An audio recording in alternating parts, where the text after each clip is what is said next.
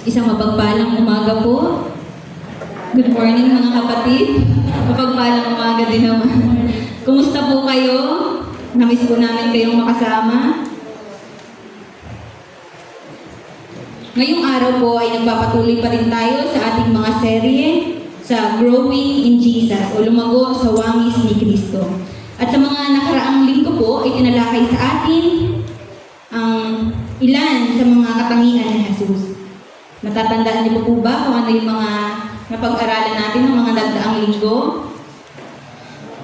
Ang pagiging mahabagin, mabait, mapagpakumbaba, ang pagiging gentle o maamo. Sa lahat ng iyon na narinig natin, tayo po ba ay unti-unti nang nababago? Ang ating mga karakter, tayo po ba ay nagiging kawangis na ni Kristo? At nakikita na po ba yun sa ating mga buhay? Kung wala pa rin naman po sa atin ang mga katangiang ito, huwag po tayong magsawa na humingi ng biyaya sa Panginoon na tanging siya lamang ang makapagbabago ng ating mga puso at makapagbibigay ng mga katangiang ito. Ngayong umaga po ay pagbubulayan naman natin ang isa pa sa mga katangian ni Jesus, ang long-suffering o ang pagtitiis ng hirap. Ang long-suffering po sa Greek word ay makrotaima o makrotaimia at ito po ay nahahati sa dalawang salita. Makros na ibig sabihin ay long and timos meaning temper. Kaya kapag pinagsama yun, ibig sabihin ay long temper o mahaba ang pasensya bago magalit. Kaya dito po pumapasok ang salitang pagtitimpi o self-control. Kapag sinabing pagtitiis o long-suffering, ito ay pagpasa ng hirap na dulot ng sitwasyon, hindi ng ibang tao. Ito ay pagpasa ng hirap sa mga sitwasyon na nararanasan natin. Ang pagpipigil naman sa sarili ay paghinto sa gusto mong sanang gawin, pero wala kang kasiguruhan kung kontrol mo ba ang emosyon mo. Kaya kapag pinagsama daw po yung long-suffering, ang pagtitiis at pagpipigil, ang resulta daw po nun ay pagtitimpi. Ano daw po kapag pagtitiis at pagpipigil, ang result ay pagtitimpi o self-control. Ang pagtitimpi po ay ang kakayahan ng isang tao na pigilan o kontrolin ang kanyang damdamin, ang kanyang galit, ang ating salita o kilos.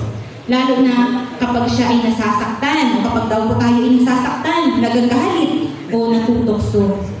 Yung pagtitimpi ay pinakontrol natin yung ating damdamin. Ibig sabihin nito ay hindi agad tayo kumikilos ayon sa bugso ng ating damdamin, kundi nag-iisip muna at pinipili ang tamang gawin, ang tamang sabihin. Halimbawa po ito, kapag may taong nakasakit ng damdamin mo, ngunit pinili mong manahimik na lamang at huwag gumanti, iyon daw po ay pagtitimpi. Nananahimik ka na lang, hindi ka na iimik, hindi mo na sasabayan pa yung kanyang galit, pagtitimpi ang tawag doon. Kapag ikaw ay galit na galit, ngunit pinipili mong huwag na lang magsalita, ipikaw ang iyong bibig, huwag magsalita ng masasakit din na salita, ang tawag din po doon ay pagtitimpi. So naranasan niyo na po bang magtimpi sa inyong buhay? Naranasan niyo na po ba mga kapatid? O laging nasilakbo din?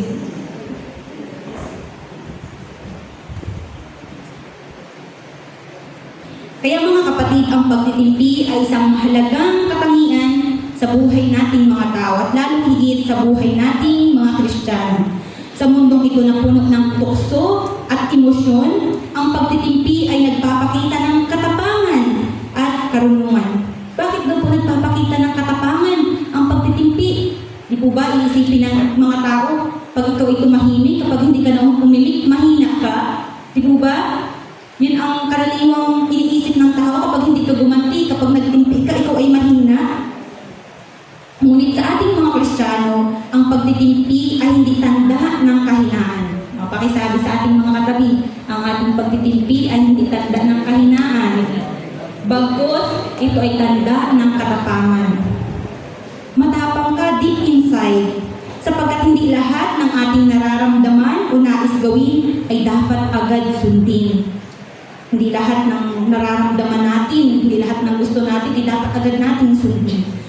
Ayon po sa Biblia, ang pagtitimpi ay isa sa mga bunga ng banal na spirito na dapat nating makita sa buhay ng isang mananampalataya. Sinasabi sa Galatia 5:22-23, Galatia 5:22-23, ngunit ang bunga ng Espiritu ay pag-ibig, kagalakan, kapayapaan, katiyagaan, kabaitan, kabutihan, katapatan, kahinahunan, at pagpipigil sa sarili. So, yun po ang bunga ng banal na Espiritu. Kaya kung nananahan sa atin ang Holy Spirit, dapat nasa atin ang bunga nito, ang pagpipigil sa sarili o ang pagtitimpi. Sa pamamagitan ng pagtitimpi, natututo tayong mag-isip bago kumilos, magpatawad kaysa magalit, at piliing gawin ang tama kahit mahirap. Ito ay hindi lamang disiplina sa sarili, kundi bunga ng paggawa ng Diyos sa ating mga buhay. Kapag tayo na nakokontrol na natin ang ating sarili, gumagawa na po ang Diyos sa ating mga buhay. Kaya ngayong umaga ay aalamin natin kung ano-ano ang pakinabang o mga pakinabang ng pagtitimpi. Ano-ano po ba ang mga pakinabang ito sa atin? Makibukas po kayo sa aking batayang talata sa unang Pedro 2 verse 19-25. Unang Pedro chapter 2 verse 19-25. Sabi po doon, kung naroon na po kayo sa inyong mga Biblia, sapagkat kapuri-puri ang nagtitiis ng parusa kahit walang kasalanan, bilang pagsang-ayon sa kalooban ng Diyos. May pagmamalaki ba ang magtiis ng parusa kung ito ay dahil sa paggawa ng masama? Hindi. Ngunit kung magtiis kayo ng hirap sa kabila ng paggawa ninyo ng mabuti, pagpapalain kayo ng Diyos. Ang pagtitiis ng hirap ay bahagi ng pagkatawag sa inyo ng Diyos, sapagkat nang si Kristo ay magtiis para sa inyo. Nag-iwan siya ng isang halimbawa na dapat ninyong lubos na tularan. Verse 22. Hindi siya gumawa ng anumang kasalanan o nagsinungaling kailanman. Nang siya'y insultuhin, hindi siya gumanti ng insulto. Nang siya'y pahirapan, hindi siya nagbanta. Sa halip, ipinaubayan niya ang lahat sa Diyos na makatarungan kung humatol. Sa kanyang pagkamatay sa krus, pinasa niya ang ating mga kasalanan upang tayo'y mamatay na sa kasalanan at mamuhay ng ayon sa kalooban ng Diyos. Sa pamamagitan ng kanyang mga sugat, kayo'y pinagaling. Sapagkat kayo ay tulad ng mga tupang naligaw, ngunit ngayon kayo nanambalik na upang sumunod sa pastol at tagapangalaga ng inyong mga kaluluwa. Kaya una, napakinabang, kapag tayo ay nagtitimpi, nabibigyang lugod ang Diyos. Nabibigyang lugod ang Diyos. Sabi sa verse 19, sapagkat kapuri-puri ang nagtitiis ng parusa kahit walang kasalanan, bilang pagsang-ayon sa kalooban ng Diyos. Ano daw po? Kapuri-puri daw po yung isang taong nagtitiis, na handang magtiis ng hirap o kawalan ng katarungan dahil sa ating pananampalataya sa Diyos, dahil sa kanyang pananampalataya sa Diyos. Hindi po ito simpleng pagtitiis lamang. Kasama po dito ang pagtitimpi ng damdamin. Kung iugnay natin sa ating mga sarili, ang sabi, kapuri-puri ang isang Kristiyano na marunong magpigil sa kanyang sarili, marunong magpigil ng kanyang galit, kahit na siya ay nasasaktan o kahit na siya ay inaapi. Mas pinipili niyang huwag gumanti, pinipigilan niya ang kanyang galit o sama ng loob, at nagtitiis siya dahil nais niya mabigyang lugod ng Diyos. Tayo po ba mga kapatid, kapag tayo galit na, anong ginagawa natin? Anong nasa isip natin kapag sa pagkakataon na tayo na nagagalit, gusto nating sumigaw, gusto nating magsalita din ng masasakit na salita, at pinipigilan natin ang ating sarili. Ang dapat daw kung maging laman ng puso natin ay para mabigyang lugod natin ng Diyos. Kung bakit tayo tumatahimik, kung bakit tayo nagtitimpi.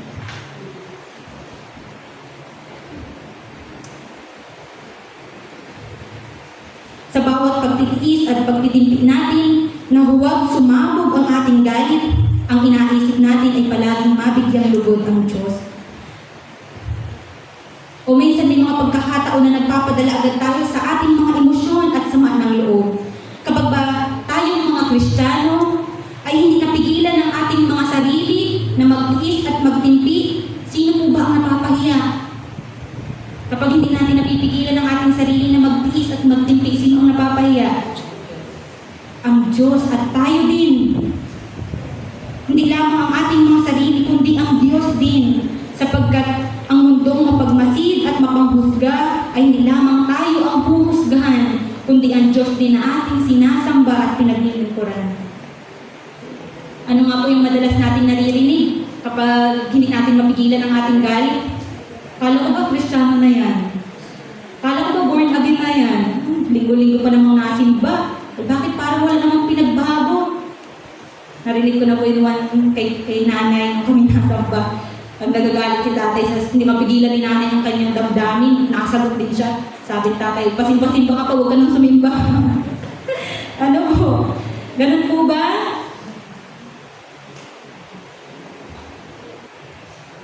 Kaya dapat nakikita sa buhay nating mga Kristiyano ang pamumuhay na may pagtitiis at pagtitimpi.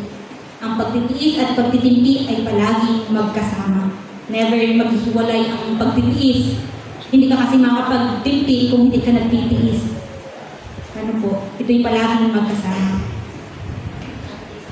Ang isang taong nagtitiis ay kadalasang kailangan munang magtimpi ng kanyang damdamin bago niya magawang magtiis. Sabi sa Kawikaan 15 verse 1, Proverbs 15 verse 1. Ang mahinahong sagot ay nakapapawi ng galit, ngunit ang mabigat na salita ay nakapagpapagalit. Ano daw po? Ang mahinahong sagot ay nakakapawi ng galit. Ngunit ang mabibigat na mga salita o ang masasakit na salita ay lalong nakapagpapagalit. Yan. Kaya bantayan po natin ang ating damdamin. Kung paano tayo sumagot, kung paano tayo makipag-usap sa ating pamilya, sa mga taong malalapit sa atin. Kung sino pa naman yung malalapit sa atin, yun pa naman ang laging ano po. Totoo po yun, di ba? Kung sino yung mga malalapit sa buhay natin, doon tayo nasiklang po. Doon agad tayo mabilis nagagalit. Ramdam po yan. Ramdam po. Minsan, nararamdaman natin bilang mga tao. Tulad sa ating pamilya, ayan, ako'y kasama pa ni nanay at tatay. Mayroong member ng ating family na magagalitin. Autusan mo lang, ako na naman. Magagalitin at madalas magsabi ng masasakit na salita. Ano po? Ngunit sa halip daw po na gumanti rin ng masasakit na salita, tayo po bilang mga Kristiyano ay pipigilin mo na lamang ang iyong galit. Pipigilan mo ang iyong sarili na huwag lumabas ang iyong galit. At sasagot tayo o makikipag-usap tayo ng may hinahon. Patabi ulit po ang ating ano. Sasagot tayo ng may hinahon. At kapag ganun po ang ating ginawa, hindi natin ginantihan yung minasabi sa ating masasakit na salita. For example, ang daming masasakit na salita minasabi sa iyo ng iyong mga anak o iyong asawa. Pero kapag mahinahon pa rin ang iyong pakikitungo sa kanya, later on din daw po ay marirealize nila na sila ay nagkamali, na sila ay mali. Bakit si nanay nagalit na ako? Bakit si nanay hindi pa rin ako inasabihan ng ganito? Bakit mahinahon pa rin si nanay? Ay may mali ako. Di po ba nare-realize natin sa ating mga sarili? Kapag tayo nakapagsalita ng masasakit tapos yung sinabihan natin na hindi na lang umimik, di po ba tayo rin nakaka-realize, mali na pala yung sinabi ko? Di po ba? Kaya palagi po natin bantayan ang ating mga sarili at ang ating mga sinasabi. Palaging mahinahon ang sagot dahil ito ay nakapapawi ng galit. Totoo pong hindi po madaling kontrolin ang ating mga emosyon, ng ating damdamin. Ngunit may choices naman po tayo mga kapatid. Kung nasa sitwasyon ka na nahihirapan ka na, masabog ka na dun, talagang ang isang tao pa namang matahimik pag nagalit ay di po ba sabog? Kaya pag nandun ka na sa sitwasyon niyo na nakakagalit, anong gagawin niyo po? Malayo na. Maalis ka na dun sa sitwasyon niyo. Maaaring umalis ka muna. Natutunan ko po ito kay Pastor Manny. Sabi niya kapag nagagalit daw po ang kanyang mga anak o ang asawa niya, siya ay nagalakad sa bilaran. Tapos mga isang oras, 2 oras, mabalik siya payapaan na. O di po ba? Ganon din po ang ating gagawin. Kapag nasa sitwasyon tayo na malabas yung dragon sa ating ay tayo malayo-layo na para hindi tayo makapagsalita ng masakit. Minsan pag ako sa aking asawa ay napunta ako sa kwarto, kung mo akong asundan, magagalit ako sa iyo. Ayan.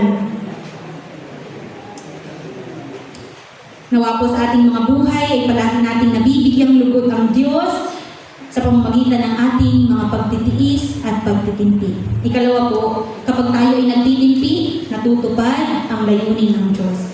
Ano po? Natutupad ang layunin ng Diyos. Ang sabi sa verse 21,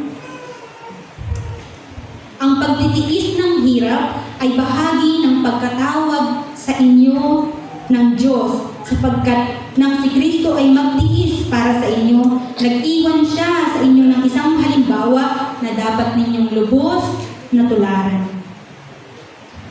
Sa talata po ito ay nagsasabi na tayong mga sumasampalataya kay Jesus ay tinawag ng Diyos na sumunod sa halimbawa ni Kristo. At ang halimbawa iyon ay ang magtiis at magtimpi sa gitna ng pagdurusa. Si Jesus po ay inalipusta, pinagbintangan, pinahirapan, ipinako sa krus. Di po ba napakarami niyang ginawang pagtitiis at pagtitimpi? Ngunit makikita po natin dun sa ginawang iyon ni Jesus, never siyang gumanti. Di po ba nakapako na nga siya sa krus, ang sinasabi pa niya ay, Ama, patawarin mo sila, hindi nila alam ang kanilang ginagawa. Di po ba ang daming sakit na ibinigay sa kanya ng mga tao, pero yun pa rin ang lumabas sa bibig ni Jesus.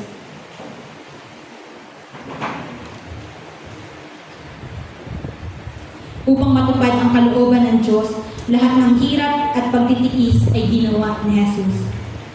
Kaya ang pagtitimpi natin ay hindi dahil lamang sa sinusunod natin ang Diyos, gusto nating masunod siya sa ating mga buhay, kundi ito rin daw po ay bilang pagsunod sa pagkatawag niya sa atin.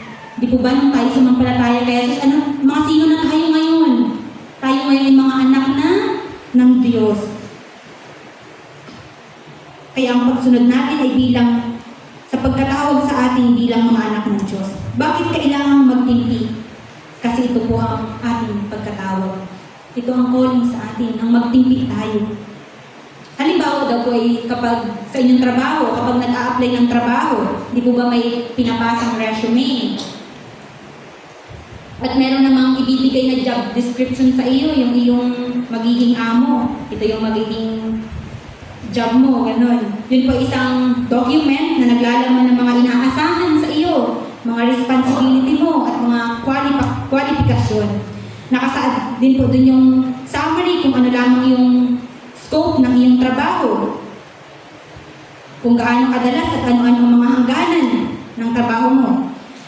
Sa pagsampalataya din daw po natin sa Panginoong Jesus, tinatanggap rin natin ang mga responsibility bilang isang anak ng Diyos. Kaya kung titingnan daw po ang ating job description, ang nakalagay doon, ang nakasulat doon ay job position, Son of God. Scope ng ating trabaho, magtiis at magtimpi palagi. Yun daw po ang ating scope ng ating trabaho bilang tayong mga Kristiyano, ang magtiis at magtimpi palagi. Kaya katulad ng sa ating mga trabaho, inaasahan sa atin ang calling o pagkatawag ay palaging, akala natin ito palaging promotion na, pagtaas ng sweldo, pag pinire ka. Ngunit inaasahan naman sa atin bilang mga Kristiyano ay parati lamang tayong magtiis at magtimpi. Huwag lamang daw po pagpapahala o magandang buhay ang aasahan natin sa Diyos. Totoo naman po na ang Diyos ang nagbibigay ng pagpapahala. Pero huwag lamang daw po tayo doon tumingin. Ano po, huwag lamang sa mga blessings, huwag lamang sa masasayang buhay.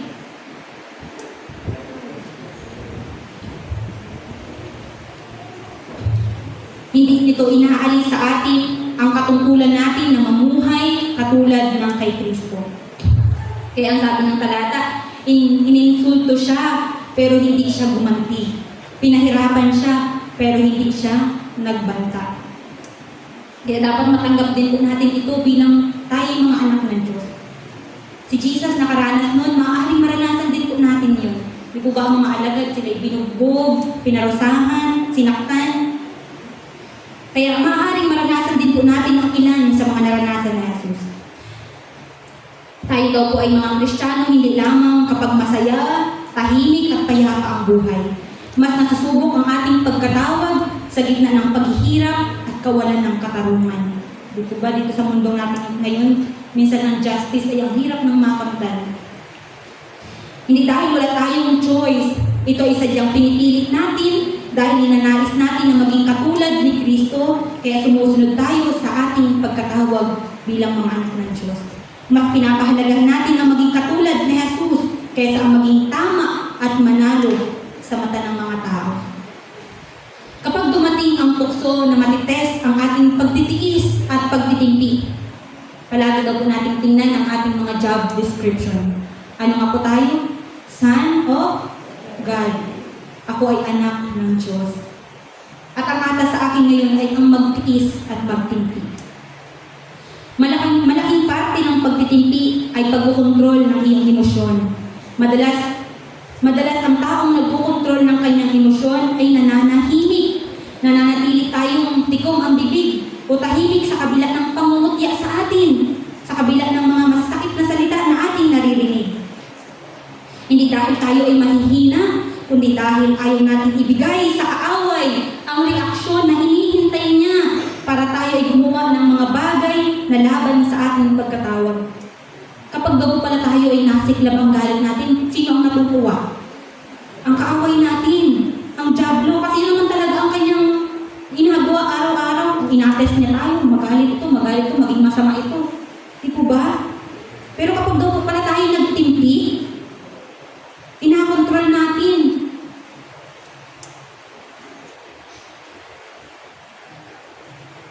Yung mga reaksyon, ano po? Pinakontrol natin si Satanas na gumawa sa ating buhay. Kapag daw po tayo ay nag-mature, marirealize natin na marami sa mga gustong manggalit sa atin ay naghahanap lang ng ano ang hinahanap nila? Attention. O, gusto kanyang gusto kanyang umiyak. Mamaya-maya, aasakin kita. Gusto kanyang magalit. Kaya ang pagtitimpi ay hindi pagsuko, kundi paggamit ng isip para makita ang mas malaking plano ng Diyos. May isang quote ko sa libro na Art of War na nagsasabing, "The greatest victory is that which requires no battle. The greatest victory is that which requires no battle." Ang pinakamalaking panalo daw po ay yung hindi ka lumalaban. Ano po? Hindi na nga lumaban pero panalo pa. Sa atin, ang pinakamalaking panalo ay kapag nananaig ang character ni Jesus na hindi tayo gumagamit ng pamamaraan ng mundo. Pag sinaktan ako ni Ray, mamaya sasaktan din kita. Di po ba, hindi natin ginagamit ang pamamaraan ng mundo. Kundi, tayo ay, kung hindi daw po tayo malaban ng direkta, ano daw po ang gagawin natin? Ganito po ang sinabi ni Pablo sa 2 Corinto 10, verse 3 to 4. 2 Corinto, chapter 10, verse 3 to 4. Kung nabubuhay man kami sa mundong ito, hindi naman kami nakikipaglaban ayon sa pamamaraan ng mundong ito. Ang sandata namin sa pakikipaglaban ay hindi makamundo, kundi ang kapangyarihan ng Diyos na nakakapagpabagsak ng mga kuta. Sinisira namin ang mga maling pangangatwiran. Ginagapit namin ang lahat ng pagmamataas laban sa kaalaman tungkol sa Diyos. At binibihag namin ang lahat ng isipan upang matutong sumunod kay Kristo. Kaya ano daw po yung mga kuta? Ano daw po yung mga kuta ni Satanas? At bakit hindi tayo lumalaban sa pamamaraan ng mundo? Dahil ang kaaway po natin ay hindi lamang yung mga taong nang-iinsulto sa atin, kundi ang spiritual na kuta natin ay ang ating galit at pride. Yun pala po yung kuta sa puso natin, yung ating mga galit, yung ating pride.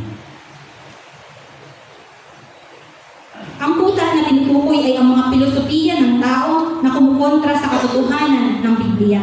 Ang paniniwala na kailangan mong gumanti para makamit mo yung iyong justice.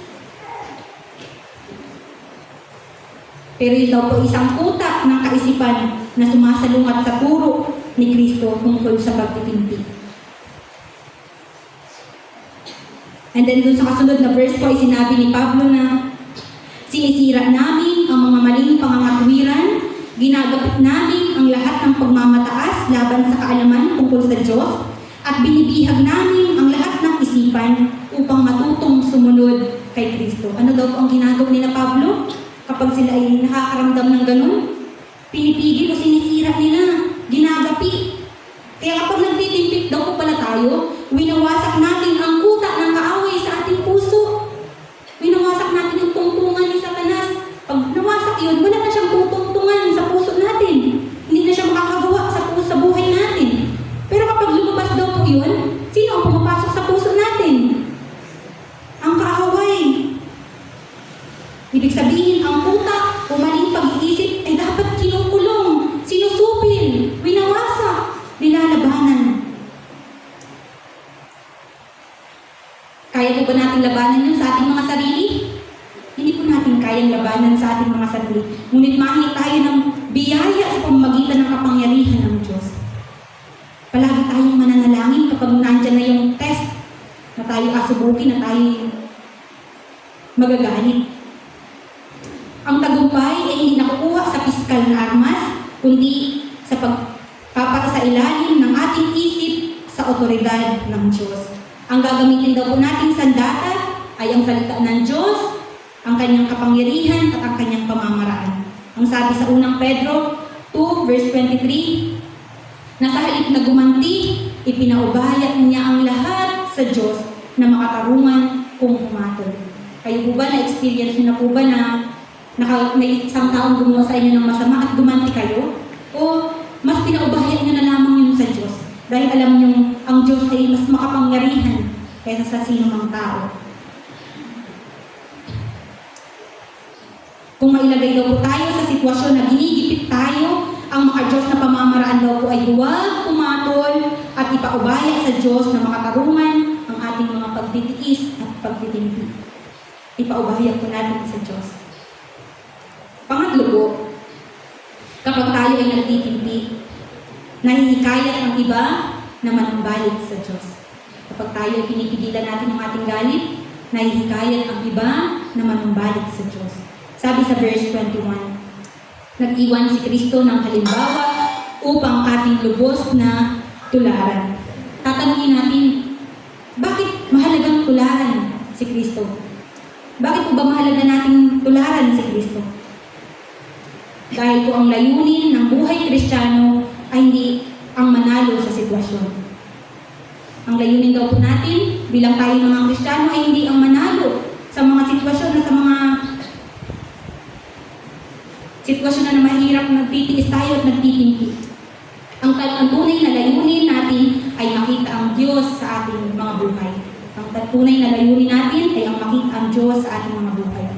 Gusto ng Diyos na ang buhay natin ay maging salamin. Pag sinabing salamin, di po ba nag-reflect din yung sarili mo? Nakikita mo yung wangis mo, yung pagkatao mo doon? Ang dapat daw makita sa atin ay si Jesus.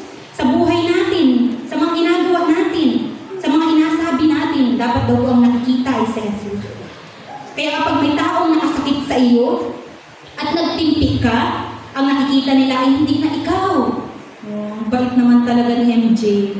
Hindi ikaw ang nakikita niya, kundi ang Diyos ang nakikita sa iyong buhay. Nakikita nila si Kristo at maaaring gamitin ito ng Diyos para makakilala siya sa Panginoon. Totoo naman po, di po ba? May verse sa Biblia na nagsasabi kapag tayo nagsama-sama, nagmamahalan, maaaring makita ng mundo yung ginagawa ng Diyos sa atin at sila man ay sumampalataya din sa Diyos. Sa ginagawa nating pagtitimpi, katulad ni Jesus, nagsiset tayo ng halimbawa na maaari ring tularan ng iba pang mga tao. Maaari tularan ng ating pamilya, ng inyong mga anak. Sa mata ng mundo pa naman, ang ating buhay ay hahanapan palagi ng katibayan ng ating pananampalataya. Kung totoo kaya itong Kristiyano na, at tingnan ko nga ni, kung totoong Kristiyano na, di ko ba hinahanapan nila tayo ng mga katibayan? Kung sinasabi natin tayo ay binago na ng Diyos, Kailangan itong makita sa paraan ng ating pamumuhay. The way na tayo ay mamuhay. Hindi para magpakitang tao lamang tayo, kundi dahil totoo ang pagbabago mula sa puso natin, mula sa kaloob-looban ng buhay natin. Sa gayon, nagkakaroon ng integridad ang mga inasabi natin na tayo ay mga Kristiyano na tayo mga alagad na ni Jesus. Dahil nakikita po ang pagkakaiba ng ating buhay sa iba. Kaya kapag sinabihan ka ng ang banal mo naman na, born again, binago ka na naman na, ang banal mo na, ibig sabihin, totoong may pagbabago, may nakikitang pagbabago sa iyong buhay. Dapat daw po tayong magalak kapag sinabihan tayong ganun. Hindi daw po yung pang-iinsulto sa atin. Amen po ba? Dapat tayong maging masaya at magalak kapag may nakikitang pagbabago sa ating buhay. Dahil ang katibayan ay gumagawa ang Diyos sa puso natin. Bakit po ba talagang napakahirap magtingki? Dahil ang natural na instinct nating mga tao ay gumanti. Yung mga bata na inaturuan ko sa ranso, ang kukulit ng mga yun, pag itis ay hinando siya, maganti din siya hanggang hindi na magpatalo. Ganun po ang mga bata doon. Kapag sinaktan ka, gusto mo rin manakit, magantihan din kita. Kapag inansulto ka, gusto mong ibalik din yung ang sinabi sa iyo. Di po ba? Natural sa ating mga tao ang ganun.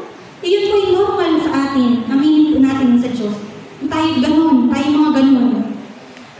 Pero po, kapag gusto natin maging katulad at kawangis na Jesus, ang tingnan natin ay ang krus. Tingnan natin ang lahat ng pagtitiis at pagtitimpik ni Jesus.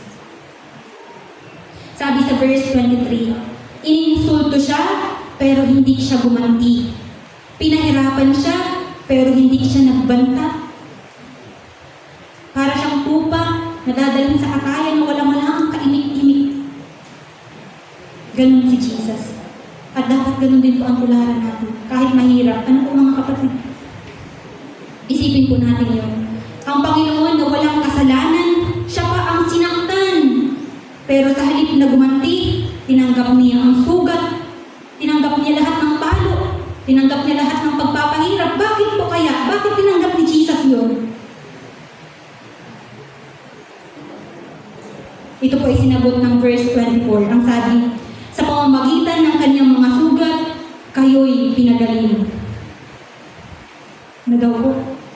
Sa pamamagitan ng sugat ni Jesus, tayo ay gumaling. Grabing katotohanan po yun mga kapatid. Tayo na napakasasama. Tayo na makasalanan. Pero si Jesus po ang tumanggap ng lahat ng sugat para tayo daw po ay gumaling. Hindi niya ibinalik ang sakit sa ating lahat. Yung tinanggap ni Jesus, lahat ng 39 na bugbog, hampas, hindi daw po niya yung binalik sa atin. Inabsorb niyang lahat yun. Tinanggap niyang lahat. Tinanggap niya ang kasalanan ng buong mundo. Tinanggap niya ang lahat ng insulto, lahat ng pagpapahirap, ang bawat hampas, ang mga palo, ang pako, ang tinik, at ang sibat. Bakit po? Para tayong lahat ay gumaling. Kaya magaling ka na ba kapatid? Kung may sugat ka pa din. Kasi kung may sugat ka pa din, ibig sabihin hindi pa tumatalab sa iyo yung ginawa ni Jesus dun sa krus. Pero kapag ikaw ay magaling na, nagagawa mo ng magpatawad, nagagawa mo ng huwag sumagot, ikaw ay magaling na. Ang mga sugat na tinanggap niya sa krus ang naging daan ng ating kaligtasan. At dito natin makikita ang isang napakalalim na katotohanan, mga kapatid. Ang pagtitimpi ay hindi lang pagsasara ng bibig o pagpipigil ng ating galit. Ang pagtitimpi ay pag-absorb ng sakit para hindi na ito humalat pa. Kaya kapag may nagsabi sa iyo ng masasakit na salita, huwag mo nang ipakalat pa, i-absorb mo na lang para huwag nang kumalat pa. Kasi ang mundo mga kapatid ay punong-puno ng sugat. Ang mundong ito na ating ginagalawan, punong-puno ng sugat. Mga sugat ang tao. Maraming nananakit dahil sila mismo ay nasaktan. Kaya mayroon na kong quote na nagsasabing kapag ang isang tao nasaktan, siya ay nananakit din. Hurt people. Hurt people. Kapag may nagsalita sa iyo ng masama at gumanti ka, dinadagdagan mo lamang ang sugat ng mundo. Mga kapatid, kapag daw po may nagsalita sa atin ng masasakit na salita at gumanti tayo, ano daw po ang ating ginagawa? Dinadagdagan lang natin ang sugat ng mundo ito. Dinadagdagan lang natin ang mga sugat ng tao. Pero kapag nagtimpi ka, pinuputol mo ang cycle ng galit. Pinuputol mo ang cycle ng galit. Nagiging mature tayo kapag hindi tayo bumabawi ng pananakit sa ginagawa sa atin. Sa halip, tinutulungan naman natin silang gumaling sa kanilang mga sugat. Di ba? Kapag binabato sa iyo yung masasakit na salita at ina-absorb mo lang yun, hindi mo din tinaganti, nagaling yung taong yun na nagsasabi sa iyo ng masasakit na salita. Di ba? Kasi lahat ng nasa puso niya, inabigay niya sa iyo, so gagaling siya.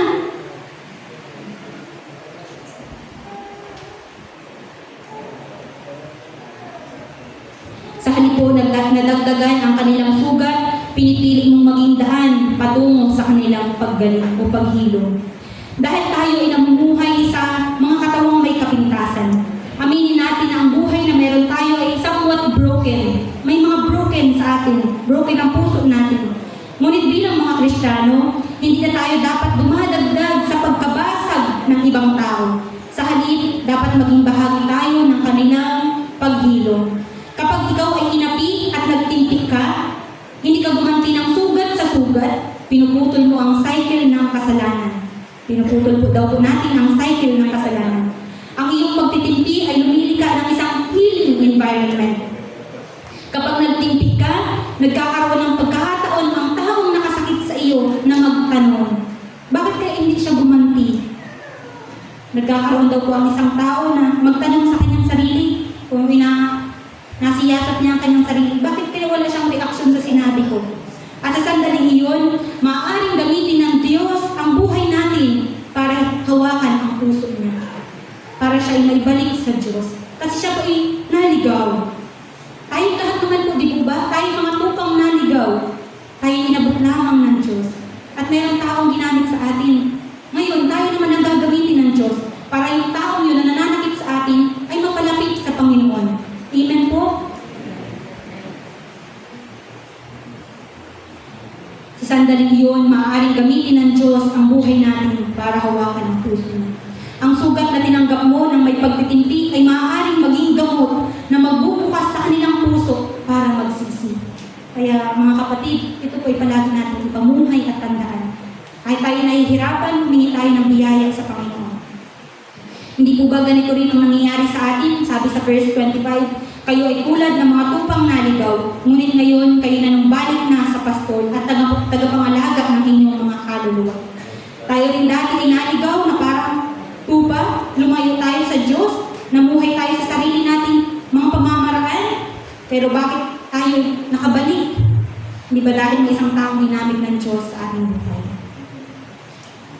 Sa gitna sa mundo po ito na puno ng galit, alitan, kasamaan, may isang kaibigan, isang kapamilya, isang kapatid sa pananampalataya, o isang tao na nagpakita ng pag-ibig ni Kristo na sa atin ay umabot. Na kahit noon po tayo ay nagmamatigas, nandalaban, nagmamalaki, nakilala natin ang Panginoon at nakita natin ang pag-ibig ng Diyos na inaalok ng walang bayad. Kung naniniwala tayo ang mga sugat na tiniis ni Jesus ang nagpagaling sa atin, ano ang kailangan nating tiisin? Ano daw po ang kailangan nating tiisin para paniwalaan din ng iba ang katotohanan ito? Kung si Jesus daw po ay tiniis lahat ng paghihirap, lahat ng sakit, para tayo ay gumaling. Ngayon, ano daw naman po yung kailangan nating tiisin sa ating buhay para yung taong yun na inaabot natin ay gumaling? Paniwalaan ang katotohanan na dala natin. Ang problema po kasi, akala parating ng mga tao na pare-pareho lamang ang mga relihiyon. Di ba? Kapag lumabas tayo, pareho lang din naman ang Catholic at ang born again. Same-same lang naman yung mga yan. Yan ang sinasabi nila. Kaya kahit anong piliin nila, ay maliligtas daw po sila. Sabi na, nandito na ako, ligtas na ako din. Okay na rin aking hinapaniwalaan. Ngunit alam natin, ito isang malaking kasinungalingan. Ito ay hindi totoo. Kasi kung totoo yun, is di sana, hindi na natin kailangan mag-ibanghelyo. Hindi na kailangan pumunta ng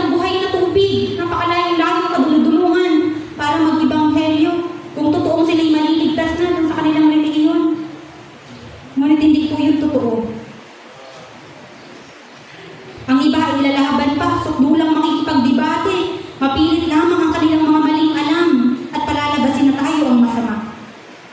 Kahit naman ang mga motibo natin ay para sila'y akayin sa Panginoon.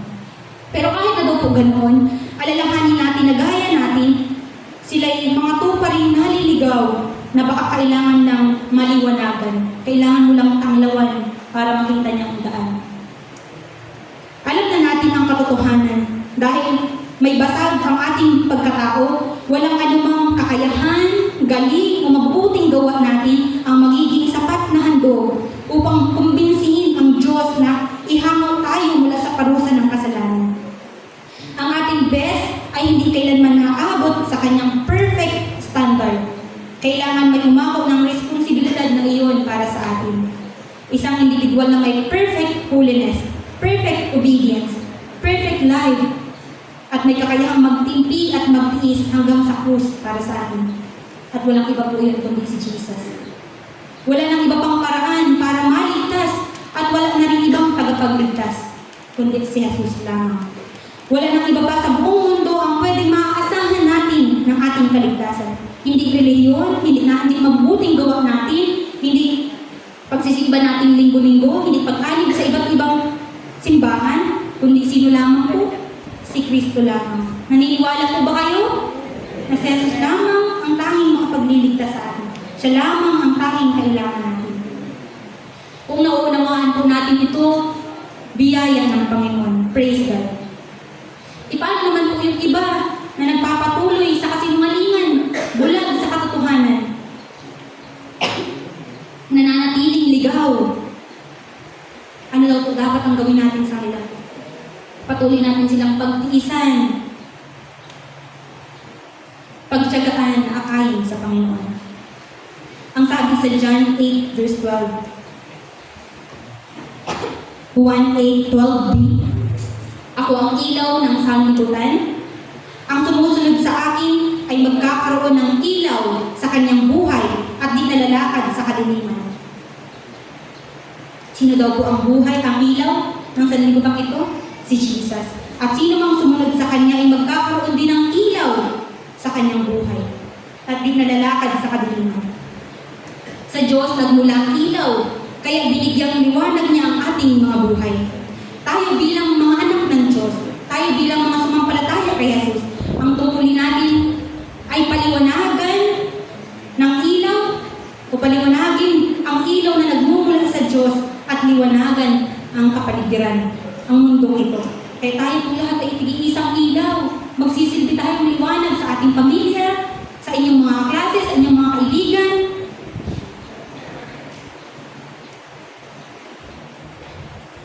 Dito po ay may isang magandang larawan, ang isang lighthouse o parola. Di po ba sa dagat makikita yun? Pangpangan dagat. Sa gitna ng madilim na dagat, sa gitna ng bagyo, ang tanging pag-asa ng mga barko ay ang liwanag ng lighthouse. Di po ba wala naman silang makikitang liwanag sa dagat? Yun lang, ating na nila. Ito pong lighthouse na ito ay hindi sumisigaw, hindi ito lumalaban, hindi nakikipag-debate. Nagbibigay lang ito ng liwanag. At dahil sa liwanag na iyon, nakikita ng mga barko kung nasaan ang ligtas na pangpang.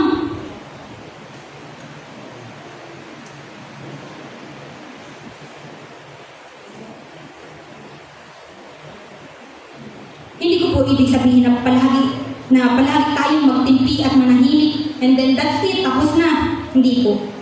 Eventually, we need to preach the gospel. Kailangan pa rin natin ibahagi ang salita ng Diyos. Pero may mga pagkakataon na kailangan po natin pagtiisan ng mga tao. Kasi hindi ganun kadali. Totoo po, sa mga nakaranas ng mag-ibanghelyo, mga laga, hindi ganun kadali ang akayin sila. Pero tayo daw po ay magsisilbi pa rin ilaw para makita nila ang liwanag. Ang kailangan lamang daw po makita sa atin ay sincere po ba tayo? Sincere ba ang ating mga puso na akayin sila sa Diyos?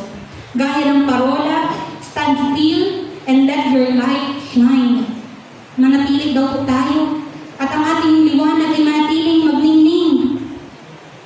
Kapag pinili mo magtimpi, para kang nagbubukas ng bintana ng lighthouse at ang liwanag ni Kristo ay sumisikat sa iyong buhay. Ang liwanag ni Jesus ang sumisikat sa ating buhay. Ibig sabihin, hindi ikaw ang nasa spotlight. Si Jesus ang nakikita. Sa mundong punong-puno ng kadiliman, dulot ng galit at gantihan, ang isang taong tahimik na nagtitimpi dahil sa takot sa Diyos ay maaaring maging liwanag na magtuturo sa iba pabalik sa pastol ng kanilang kaluluwa. Ipanalangin natin gamitin tayo ng Diyos, mga kapatid. Ano po? Kayo po ba ay nag-desire nun sa inyong puso? Nagamitin din kayo ng Diyos isang araw bilang light, bilang nangunguna, bilang kanilang liwanag para makita nila ang Diyos? Kayo po ba ay nag-desire ng ganun, mga kapatid? Imagine po sa kadiliman ng gabi, sa gitna ng dagat ng malakas na hangin at mga alon. Ang katangtanging pag-asa ng mga taong naroon ay nakaangkla sa isang malakas na ilaw na nagtuturo kung nasaan ang pangpang. Kaya ganun din tayo, mga kapatid. Kapag nakita ng mga tao na iba ang reaksyon mo, na may kapayapaan ka sa gitna ng pang-aapi, itinuturo mo sila sa Diyos na gumagawa sa iyong buhay. Ang iyong pagtitimpi ang instrumento na maaaring gamitin ng Diyos para sa iba, para sila'y manambalik sa Kanya. Matatagpuan nila ang pangpang. Matatagpuan nila ang tulay dahil ginamit ka ng Diyos. Maliligtas sila mula sa kadiliman ng kanilang buhay at mamumuhay sa kaluwalhatian ng walang hanggang buhay kasama ang Panginoong Jesus. Iyon ay dahil sa mundong maingay, madilim, magulo at punong-puno ng gantihan, may isang taong tahimik, nagtitimpi at nagtitiis. At tulad ng isang parola, hindi siya sumisigaw o gumaganti, bagkus pinananatiling nagbibigay liwanag upang ituro kung nasaan ang pinakaligtas na lugar, ang pangpang. At iyon ay ang presensya ni Jesus. Sa aking pagtatapos, mga kapatid, sinasatin po natin ang ating mga sarili. Tayo po ba ay mabilis pa rin magalit? O hanggang ngayon ay may kinagagalitan pa rin ba tayo? Hanggang ngayon ay wala pa rin po ba tayong pinapatawad? Meron pa rin po bang puot galing sa puso natin? Kaya hindi man lumitaw ang liwanag sa atin dahil meron pa sa puso natin ganun. Ano ba ang tunay na rason bakit tayo nagagalit? Ang dahilan ba nito ay dahil naging masama sila sa atin? O may pagkakataon ba na nilamangan nila tayo? Ang galit ba na nararanasan natin ay umaabot na sa punto ng pakiramdam natin, talo tayo kapag hindi tayo gaganti? Upang matulungan tayong isabuhay ang pagtitimpi, binigyan po tayo ni Santiago ng mga nararapat nating gawin sa bawat alitan. At ito po yung sa Santiago 1, verse 19 to 20. Ang sabi sa Santiago 1, verse 19 to 20, mga kapatid kong minamahal, unawain ninyo ito. Maging alisto kayo sa pakikinig, maingat sa pagsasalita, at hindi agad-agad nagagalit. Dahil ang galit ng tao ay hindi makakatulong upang magawa kung ano ang ayon sa kalooban ng Diyos. Ang galit daw po natin mga tao ay hindi nakakatulong upang magawa ang kalooban ng Diyos. Sa pagmamanage natin ng mga bawat alitan, may tatlong bagay po dito ang hinihingi sa atin. Una, maging alisto sa pakikinig. Mag-focus ka sa iyong pakikinig. Hindi dahil naghahanap tayo din ng word na ibabato din natin sa kanila, sa mga isasabihin nila sa atin. Kundi gagamitin din naman natin, hindi lang rason para tayo ay magalit, maghahanap daw po tayo ng butas, kundi maging alisto na tunay na ibig sabihin ng kanyang sinasabi at unawain ang nilalaman ng kanilang puso. Magiging alisto daw po tayo kung ano yung tunay na sinasabi nila, ang tunay na nilalaman ng kanilang mga puso. Magiging wise tayo kapag sinusuri muna natin yung sinasabi ng mga tao sa atin bago tayong mag-react o magsalita. Higit sa lahat, ang pakikinig sa sarili nating mga isip. Ang mga iniisip ba natin ay nakakatulong sa ating paglago? O nagiging panggatong na ba ito sa ating galit? At nagiging rason na ba ito para mahadlangan ang Diyos na turuan at tuwirin tayo? Kinakailangan po natin maging alisto sa ating mga pag-iisip, sa ating mga iniisip para hindi tayo makapag-isip ng masama. At para ma-actionan din agad natin bago pa tayo mahulog sa kamalian. Ang pangalawa ay maingat na pananalita. Ingatan natin ang ating pananalita simula ngayon. Pagkatapos nating masuri yung ating mga napapakinggan, hindi naman doon nagtatapos ang ating tuntunin. Kailangan naman nating suriin kung ano naman ang nilalaman ng ating mga salita na bibitawan. Titingnan natin kung maka-Diyos pa ba ito? Maka-Diyos pa ba ang mga inasabi natin? Kasi madali lamang ang magsalita ng masasama o masasakit na salita. Pero ang bunga naman nito ay pagkawasak sa iba. Sa kabilang banda, mahirap ang magtimpi, pero mabuti naman ang ibubungan nito. Palagi natin iisipin na mabuti ang ibubungan nito. Palaging mabibigyan lugod natin ng Diyos, mapaparangalan ng Diyos, makikilala ang Diyos sa ating mga buhay. Hindi tayo basta-basta sa ating pananalita at umaani tayo ng respeto ng ating kapwa. Nakikita nila na hindi natin kailangang manirang ng iba para tayo ang magtanghal. Sa halip, ipinapakita natin ang ating paglago sa pamamagitan ng pag-unawa sa kanila at hindi ang pagganti. Ang pangatlo po sa punto ng Santiago ay hindi agad nagagalit. Hindi tayo pinagbabawal ng magalit. Hindi naman po talaga control din ng Diyos yung ating emosyon. Tayo din naman po ay minsan inasilakbo din, di ba?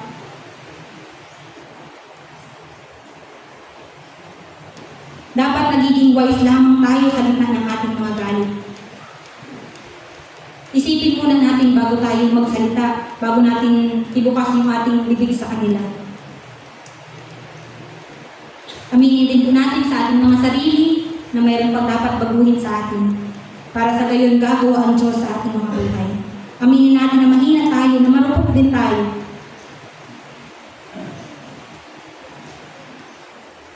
Hindi kasalanan ang magalit bilang isang Kristiyano, pero dapat naiiba ang mga reaksyon natin sa bawat sitwasyon. Hindi na tayo ordinaryong tao lamang. Tayo ay mga binago na. Tayo ay mga anak na ng Diyos. Kaya katulad ni Jesus, dapat natin siyang tularan. Nasusukat ang ating karakter sa kung paano natin pinipigil ang ating galit. Nagagalit tayo, oo, pero iniingatan natin na hindi tayo magkasala habang nagagalit. Mahirap gawin ang magtimpi, ngunit kapag pinipiling natin huwag gumanti, nabibigyang lugod natin ang Diyos. Higit sa lahat, natutupad ang kalooban ng Diyos sa pamamagitan ng mga buhay natin. Kung tayo ay nagtitimpi, pinapagamit natin ang ating buhay bilang tulay upang ang iba naman ay manumbalik kay Jesus. Siyempre po, hindi po natin ito kayang gawin sa ating mga sariling lakas at pamamaraan. Palagi tayong hihingi ng biyaya sa Panginoon upang gamitin niya ang ating mga buhay. Dahil si Jesus ang unang nagtimpi para sa atin, pinatunayan niya na kaya rin niyang tularan natin ito. Pinatunayan ni Jesus na magagawa din po natin ito bilang tayo yung mga binago na ng Diyos. Hindi lamang niya ito iniwan na halimbawa para tingnan lamang natin, kundi para gayahan natin. Binibigyan niya tayo ng kapangyarihan upang ito ay may sa buhay. Huwag natin piliin ang manalo palagi sa anumang argumento o anumang masasakit na mga salita na inabato sa atin. Piliin natin maging kawangis ni Kristo araw-araw. Sa susunod na may susubok sa iyong pasensya, sa iyong emosyon, palagi tayong tumingin kay Jesus. Doon sa krus. Doon nagtimpi si Jesus sa mga nanuligsa sa Kanya, sa mga gumawa sa Kanya ng masasakit, sa mga nagpahirap sa Kanya, para tayo ay gumaling at mabuhay. Ngayon, ang pananahimik natin, ang pagtitimpi naman natin, ay para makilala ang Diyos sa ating mga buhay at upang magbigay liwanag sa mga tao sa paligid natin. Purihin po ang salita ng Diyos.